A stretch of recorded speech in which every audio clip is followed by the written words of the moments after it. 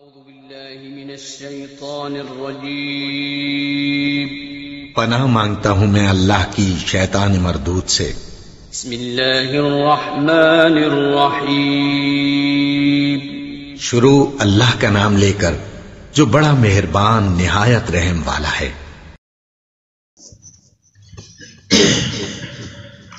اعوذ باللہ من الشیطان الرجیم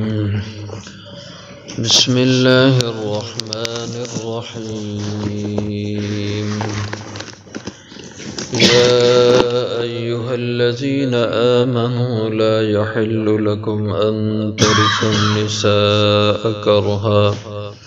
ولا تعضلوهن لتذهبوا ببعض ما آتيتموهن إلا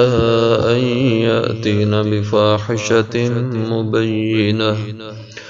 وعاشروهن بالمعروف فإن كرهتموهن فعسى أن تكرهوا شيئا ويجعل الله فيه خيرا كثيرا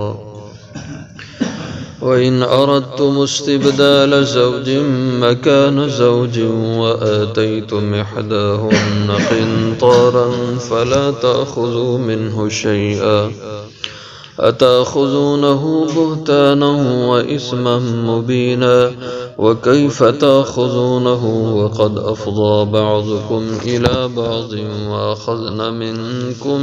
مِيثَاقًا غَلِيظًا ولا تنكحوا ما نكح آباؤكم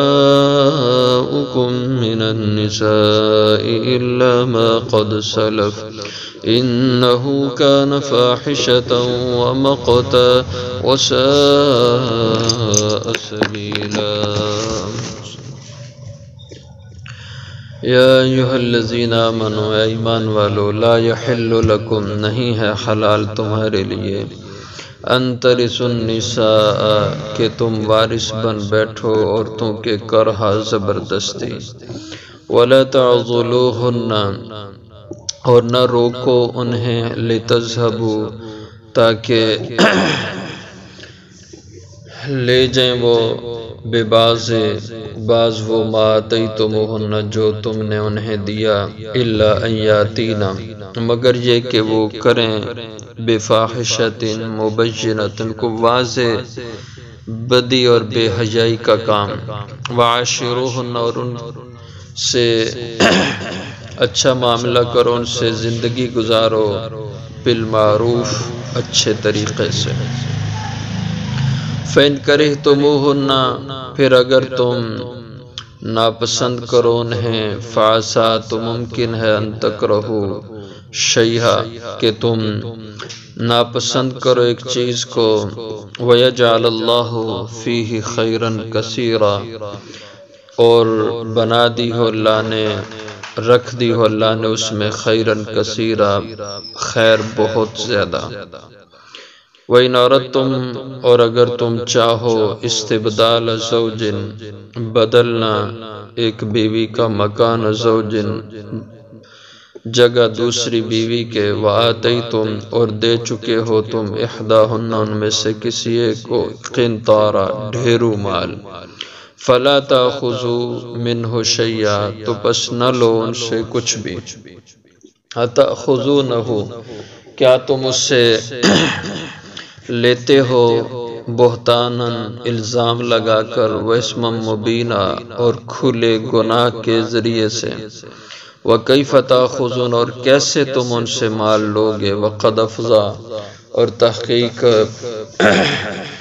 مل چکے ہیں بعضکم الی بعض تمہارے بعض کے ساتھ وَأَخَذْنَا اور لے چکی ہیں وہ منکم تم سے میثاقا غلیظا ایک پختہ سخت قسم کا عہد ولا تنکحوا ما نکح اور نہ نکاح کرو تم ان اور اس سے ما نکح آباؤکم کہ نکاح کیا تمہارے باوجداد نے من النساء عورتوں سے الا ما قد سلف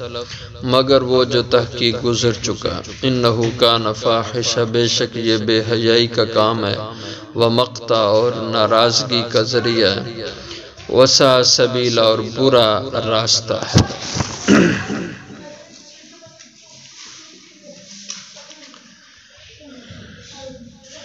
گزشتہ آیات میں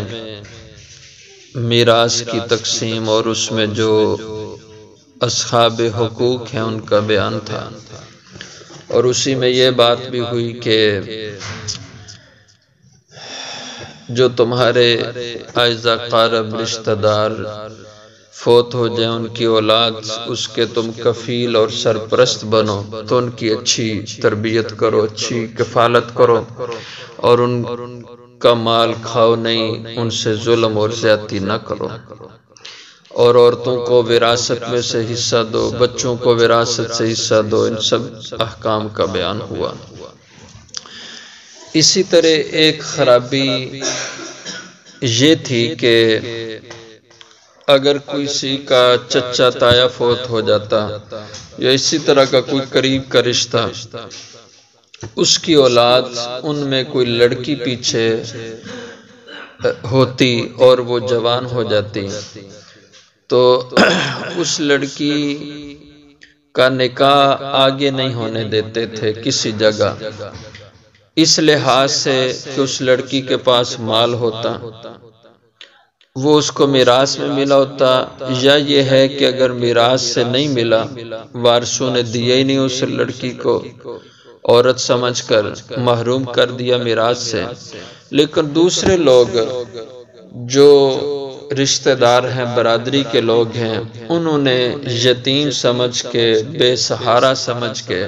اس کی مالی امداد کی، اور کرتے تھے اس زمانے میں لوگ، آج بھی لوگ کرتے ہیں، دائیں بائیں سے لوگ امداد کرتے ہیں، اور اس امداد کی صورت میں ان عورتوں کے پاس اچھا خاصا مال جمع ہو جاتا تھا۔ اب جو ان کے جو بڑے لوگ ہوتے، ان کے خاندان کے جو ان کے سرپرست ہوتے، کفیل ہوتے، وہ یوں کرتے کہ اس عورت سے خود بیاہ کر لیتے، اگر وہ عورت ان کو پسند نہ کرتی ہو یا ان کا جوڑ نہ بنتا ہو، لیکن محض اس لیے اس عورت سے نکاح کر لیتے کہ تاکہ اس کے پاس جو مال ہے یہ آگے کسی اور کے پاس نہ چلا جائے، کہ جس سے وہ نکاح کرے گی اس کو مل جائے گا۔ اب اس کو صحیح طریقے سے بیاہ کر کے پاس رکھنا اور ایک بیوی کی حیثیت میں رکھنا مقصود نہیں ہوتا تھا، صرف روک لیتے تھے تاکہ مال یہ ہمیں مل جائے، یا خود نہ نکاح کرتے لیکن اس عورت کو آگے نکاح بھی نہ کرنے دیتے تھے، روک لیتے تھے، بند کر دیتے تھے اس کو، صرف پیسے کی لالچ میں۔ تو اس سے اللہ جل شانہ نے منع فرمایا، یا ایھا الذین آمنوا، اے ایمان والو۔ اس میں چونکہ معاشرے کا چونکہ ایک رواج تھا تو بعض نئے نئے مسلمان ہونے والے، ان سے بھی اس معاملے میں قباحتیں ہوئیں، تو اس حوالے سے خطاب یوں فرمایا، اے ایمان والو، لا یحل لکم، نہیں ہے حلال تمہارے لیے، ان ترثوا النساء کرہا، کہ تم وارث بن بیٹھو اور تو کہ زبردستی۔ وارث بن بیٹھو سے مراد یہ کہ وارث بن کر ان کو روک لو، ان کو جبری طور پر اپنے پاس بند کر لو، آگے کہیں ان کو شادی نہ کرنے دو اور ان کا مستقبل نہ بننے دو، یہ نہ کرو، تمہارے لیے ایسا کرنا حلال نہیں۔ ولا تعضلوہن، اور نہ تم روکو انہیں، لتذہبوا، اس خطرے کی وجہ سے کہ وہ لے جائیں گی عورتیں، ببعض ما آتیتموہن، وہ مال جو تم نے انہیں دیا ہے، یعنی جو تمہاری برادری رشتہ داروں نے مال دیا تو وہ مال وہ آگے دوسرے گھر میں لے جائیں گی، اس لیے تم انہیں روک کے رکھو، اس طرح نہ کرو۔ ہاں ان کو اس کی رضامندی بھی لے لو، اور تمہاری اگر رضامندی ہے اس کو بیوی بنا کے رکھنا چاہتے ہو نکاح کر لو، لیکن لالچ اور غرض سے اس کو مقید کر دو، اس کو اپنے پاس پابند کر لو، یہ ٹھیک نہیں ہے۔ الا ان یاتین بفاحشۃ مبینہ،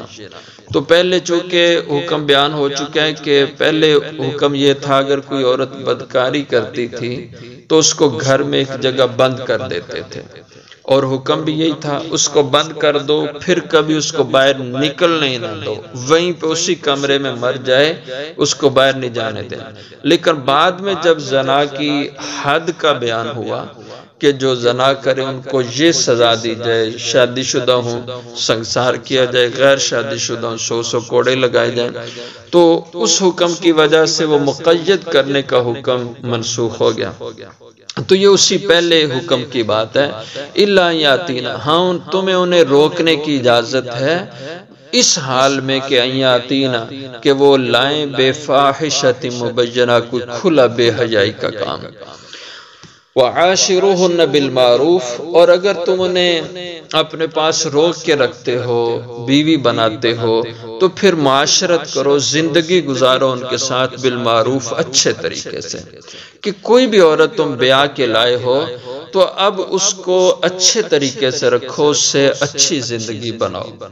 اور اس کو تنگ کر کے زندگی میں رکھنا پسند نہیں ہے تو اس کو پریشان کرنا، اس کی اجازت تمہیں نہیں ہے۔ فَإِن كَرِهْتُمُوهُنَّ،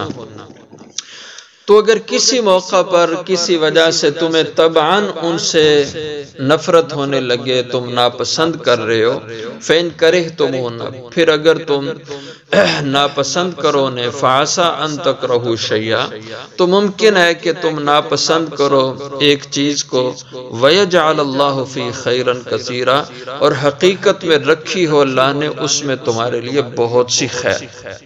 تو ظاہر ایسے بے سہارا لوگوں کا سہارا بننا اور اپنی طبیعت کو مجبور کرنا کہ ایسے لوگوں کی خدمت کے لیے تم اپنے آپ کو لگاؤ، یہ بہت بڑا عمل ہے، اللہ کی طرف سے اس میں بڑی خیر کی صورتیں ہیں۔ اور یہ جو آج جس زمانے سے ہم گزر رہے ہیں، اس زمانے میں بھی چونکہ ایسا ماحول بنا ہوا ہے، بن چکا ہے کہ بیوہ عورتیں کثرت سے ہیں، مطلقہ طلاق یافتہ عورتیں کثرت سے ہیں، اور انہیں گھر بسانے کو کوئی جگہ نہیں مل رہی، اور ان کی زندگیاں ایسے گزرتی جا رہی ہیں۔ تو ایسی عورتوں کا کوئی سہارا بنے اور ان کو سہارا ان کی زندگی میں دے، تو یہ بہت بڑی خیر کی چیز ہے۔ اور یہ تبھی ممکن ہے کہ جب جو لوگ صاحب استطاعت ہیں، ان کو قدرت ہے، ان کو خوشحالی حاصل ہے، وہ دوسری شادی کر سکتے ہیں، تیسری شادی کر سکتے ہیں، تاکہ ایسی خواتین ان کو بھی سہارا اور گھر میسر ہو سکے۔ تو وَيَجْعَلَ اللَّهُ فِي خَيْرًا كَثِيرًا، تم ایک چیز کو ناپسند کرو اور اللہ نے اس میں خیر کثیر رکھی ہو، ایسا ممکن ہے۔ وَإِنْ أَرَدْتُمُ اسْتِبْدَالَ زَوْجٍ مَكَانَ زَوْجٍ، اب یہ ایک اور حکم بیان فرمایا کہ اگر تم پہلی بیوی کو ناپسند کر رہے ہو، یا اس سے کسی وجہ سے تمہارا دل اٹھا، یا ویسے تم دوسری شادی کرنا چاہتے ہو، اس کی جگہ کوئی اور عورت لے کے آنا چاہتے ہو، تو پہلی بات تو یہ ہے کہ پہلی کو نہ چھوڑو اور نکاح کر لو، اور اگر اس کو چھوڑنا ہی ہے تو پھر اچھے طریقے سے کرو۔ لیکن اس وقت جب یہ آیت نازل ہوئی، لوگ کیا کرتے تھے کہ اگر پہلی بیوی کو چھوڑنا ہے کسی وجہ سے تو اس کو تنگ کرتے تھے، طلاق نہیں دیتے تھے، خود اس کو تنگ کرتے، پریشان کرتے، تاکہ یہ عورت تنگ آ کے خود ہم سے خلا کا مطالبہ کرے۔ اور اس وقت یوں ہوتا تھا، خلا جو عورت لیتی تھی تو اس کو کہتے اتنے پیسے دے تو ہم خلا دیتے ہیں، یا جو مہر اس عورت کو دیا ہوتا تھا کہتے کہ اتنی رقم ہمیں دے، یعنی وہ مہر واپس کر دے تو خلا لے لے، تو پیسے لے کر خلا عورتوں کو دیتے تھے۔ تو اس طریقے سے پہلی کو چھوڑ کر اس کی جگہ دوسری بیوی کو کرنا، تو اس کے بارے میں فرمایا جو تنگ کر کے، یا بعض لوگ ایسے ہوتے تھے کہ الزام لگا دیتے پہلی بیوی پہ،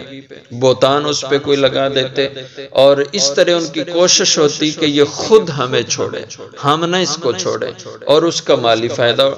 لینے کی کوشش کرتے۔ تو اللہ نے اس سے منع فرمایا کہ یوں نہ کرو، بلکہ اگر کسی عورت کو چھوڑنا ہے تو اچھے طریقے سے اس کو چھوڑو،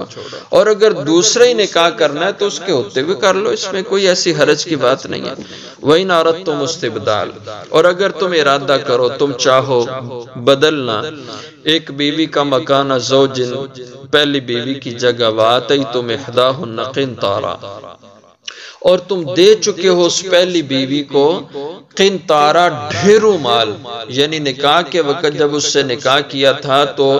حق مہر کی شکل میں بہت سا مال تم نے دیا یا ویسے تحفے کی صورت میں دیا، فلا تاخذوا منہ شیئا، اب طلاق دیتے وقت، اس کو چھوڑتے وقت نہ لو اس سے، اس مال میں سے شیئا، کچھ بھی۔ یہ تمہاری مروت کا تقاضا ہے، تمہاری اچھائی کا تقاضا ہے کہ تم جو کچھ دے چکے ہو وہ واپس نہ لو۔ اتاخذونہ بہتانا، کیا تم اس عورت سے مال لوگے بہتانا، اس پہ الزام لگا کے، وہ اسم مبینہ، اور کھلا گناہ کا، کھلے گناہ کے ذریعے سے، یعنی اس کو تنگ کر کے، اس کے حق خراب کر کے اس سے تم اس صورت میں مال لینا چاہتے ہو، کتنی بے شرمی کی بات ہے، کتنی بری بات ہے، ایسے تم نہ کرو۔ وَكَيْفَ تَأْخُذُونَهُ، اور کیسے تم اس سے مال لوگے، وَقَدْ أَفْضَىٰ بَعْضُكُمْ إِلَىٰ بَعْضٍ، اور تحقیق پہنچ چکا ہے، مل چکے ہو تم ایک دوسرے کو، یعنی نکاح ہوا، تم ملے، تم نے اس بیوی سے نفع اٹھایا، تو اب نفع اٹھا کے حق مہر واپس لیتے ہو؟ کیا ضمیر ہے تمہارا؟ کیسے یہ برداشت کر رہے ہو کہ اس عورت سے نفع بھی اٹھایا اور پھر اس سے مال بھی لے رہے ہو، اس کو چھوڑنا؟ وَأَخَذْنَا مِنْكُمْ مِيثَاقًا غَلِيظًا، اور لے چکی ہیں وہ عورتیں تم سے میثاقًا غلیظا، ایک پختہ عہد، سخت قسم کا وعدہ تم سے لے چکی ہیں، اور وہ وعدہ کیا ہے کہ وہ جو نکاح کا ایجاب و قبول ہوتا ہے۔ اس سے مفسرین مراد نے میثاق غلیظ سے مراد ایجاب و قبول لیا ہے کہ جب نکاح کے وقت مرد سے کہا جاتا ہے کہ تم نے اتنے حق مہر عوض کے، اتنے حق مہر کے عوض میں اس لڑکی کو اپنے نکاح میں قبول کیا، تو وہ کہے کہ میں نے قبول کیا، تو یہ میثاق غلیظ ہے کہ اس عورت کو تم اپنے حرم کے لیے قبول کر چکے ہو، یہ تم معاہدہ کر چکے ہو اس سے اپنی زندگی اچھی گزارنے کا، اب تم اس معاہدے کو اور اس عہد کو توڑ رہے ہو، تم کیسے آدمی ہو؟ تو یہ اللہ تعالیٰ نے تنبیہ فرمائی کہ ایسے قطعاً نہیں کرنا چاہیے۔ اور اس آیت میں بات ہے تم احداہن قنطارن سے معلوم ہوا کہ حق مہر یہ استطاعت اور طاقت کے مطابق ہونا چاہیے، اور اس کو چند روپوں کے ساتھ مقید کر دینا یہ شرعاً مطلوب نہیں ہے۔ حضور صلی اللہ علیہ وسلم کی ازواج اور آپ کی بنات، بیٹیوں اور بیویوں کا جو حق مہر احادیث مبارکہ میں سیرت میں آتا ہے وہ کم از کم 500 درہم کا ذکر آتا ہے۔ حضور صلی اللہ علیہ وسلم جن عورتوں سے آپ نے نکاح کیے تو 500 درہم اس کا حق مہر تھا، آپ نے بیٹیوں کا جو نکاح کیا تو ان کا بھی 500 درہم حق مہر مقرر کیا تھا۔ تو 500 درہم کا مطلب کہ اس زمانے کا جو درہم تھا وہ چاندی کا ہوتا تھا اور اس کا وزن 3.5 ماشے کا تھا، تو 3.5 ماشے کے لحاظ سے 500 درہم کا ہم وزن بنائیں گے۔ اور جس زمانے میں بھی یہ نکاح منعقد ہو رہا ہے اس وقت جو آپ چاندی کی قیمت لگا لیں تو اس حساب سے حق مہر کوئی مقرر کرنا چاہے کہ ہم حضور کی بیویوں یا آپ کی بیٹیوں کے مطابق حق مہر رکھتے ہیں تو وہ 500 درہم، میرے خیال میں آج کل اگر اس کا حساب لگائیں فی درہم 3.5 ماشا، اس کو 500 سے ضرب دیں تو پھر اس کا میرے خیال میں نے ایسے موٹا موٹا حساب کیا تو یہ کم و بیش 1,16,666 روپے بنتے ہیں آج کے دور میں، کہ جو حضور صلی اللہ علیہ وسلم نے اپنے گھر میں عام روٹین میں ایسا کیا تھا۔ اور اس موقع پر حضرت عمر رضی اللہ عنہ کو ایک خاتون نے جو ہے نا وہ یاد دہانی کرائی تھی سائد کے ضمن میں۔ ایک دفعہ حضرت عمر رضی اللہ عنہ نے فرمایا کہ شریعت نے حق مہر کی کوئی حد مقرر نہیں کی، اس لیے بہت زیادہ جو تم حق مہر مقرر کرتے ہو میں اس کی اجازت نہیں دوں گا، بس معتدل اور درمیانے درجے کا حق مہر رکھا کرو۔ آپ ایسے مجمع ایک بوڑھیا عورت ایسے اس نے پردہ کیا ہوا تھا، اس نے کہا کہ حضرت بس مہما یا عمر ٹھہر جاؤ کیا کہہ رہے، ہمیں جو اللہ نے مال دیا تم اس پہ پابندی کیسے لگا سکتے ہو؟ فرمایا کیسے؟ کہا قرآن میں آتا ہے، اللہ جل شانہ نے قرآن میں بیان کیا۔ فرمایا قرآن میں کہاں بڑھیا آیا کہ تمہیں حق مہر خوب ملے؟ فرمایا قرآن میں تم آیت نہیں پڑھتے وَآتَيْتُمْ إِحْدَاهُنَّ قِنْطَارًا کہ اگر تم اپنی عورتوں کو ڈھیروں مال دو مہر میں تو واپس لینے کی اجازت نہیں ہے. تو قرآن ڈھیروں مال کا بیان کر رہا ہے اور آپ کہتے ہیں میں زیادہ حق مہر نہیں رکھنے دوں گا. تو حضرت عمر رضی اللہ عنہ نے فرمایا کہ وہ امت کبھی اللہ ہلاک نہیں کریں گے جس کی بوڑھیا عورتوں کو بھی اللہ نے اتنا علم اور شعور دیا ہو کہ وہ بھی قرآن سے اس طرح مسائل کا استنباط کرنے والی ہوں. ان کی عورتیں وہ قوم کیسے ہلاک ہوگی؟ تو حضرت عمر رضی اللہ عنہ فرمایا بھائی میں کوئی پابندی نہیں لگاتا، آزاد ہو تم حق مہر کو مقرر کرنے میں. پھر حضرت عمر رضی اللہ عنہ نے جب حضرت علی رضی اللہ عنہ کی بیٹی حضرت سیدہ ام کلثوم رضی اللہ عنہا سے نکاح فرمایا، یہ حضرت علی رضی اللہ عنہ کی بیٹی حضرت فاطمہ سے تھی، تو اس کا نکاح جب حضرت عمر سے ہوا، حضرت عمر رضی اللہ عنہ نے اپنی خوشی سے ان کا حق مہر اس زمانے میں 40,000 درہم مقرر فرمایا تھا. تو کسی نے اعتراض کیا اتنا مہر؟ فرمایا جب میرے اپنی زندگی میں پہلے دور میں نکاح ہوئے اس وقت مجھے طاقت نہیں تھی اتنی، اب میرے حالات ایسے ہیں میں حق مہر زیادہ رکھ سکتا ہوں. تو 40,000 درہم حضرت عمر رضی اللہ عنہ نے اس اپنی بیوی کا حق مہر رکھا تھا. اور اس کا حساب لگائیں تو میں نے ایسے حساب لگایا وہ 93 لاکھ روپیہ بنتا ہے، وہ کم و بیش، جو حضرت عمر رضی اللہ عنہ نے حضرت ام کلثوم کا حق مہر رکھا تھا. اور اس کی کم از کم مقدار جو شریعت میں رکھی ہے تو حضرت امام اعظم ابو حنیفہ رحم اللہ فرماتے ہیں کہ حق مہر 10 درہم سے کم نہیں رکھا جا سکتا. جو آدمی 10 درہم سے کم حق مہر رکھے گا وہ نکاح ہی نہیں ہوگا. کم از کم 10 درہم ہے، اس سے کم حق مہر نہیں ہوگا. اگر کوئی اس سے کم حق مہر رکھے گا تو وہ نکاح ہی منعقد نہیں ہوگا. اور 10 درہم آج کی ڈیٹ میں جو چاندی کا ریٹ ہے وہ تقریباً تولے کا 800 روپے ریٹ بنتا ہے. تو میں نے اس کا حساب لگا تقریباً یہ 2300 روپیہ بنتا ہے، یعنی 2500 کہہ لیں. ابھی اس زمانے میں کم از کم 2500 روپے ہے. اگر کسی علاقے میں اس وقت بھی 500 حق مہر لوگ مقرر کرتے ہوں تو امام اعظم ابو حنیفہ رحم اللہ کے مطابق وہ نکاح نہیں ہوتا کہ سب سے کم مقدار 10 درہم کی. تو اس لیے ان چیزوں کا خیال رکھنا چاہیے. تو فرمایا کہ وَلَا تَنْكِحُوا مَا نَكَحَ آبَاؤُكُم مِّنَ النِّسَاءِ إِلَّا مَا قَدْ سَلَفَ. اس کا ذکر انشاءاللہ کل کر لیں گے.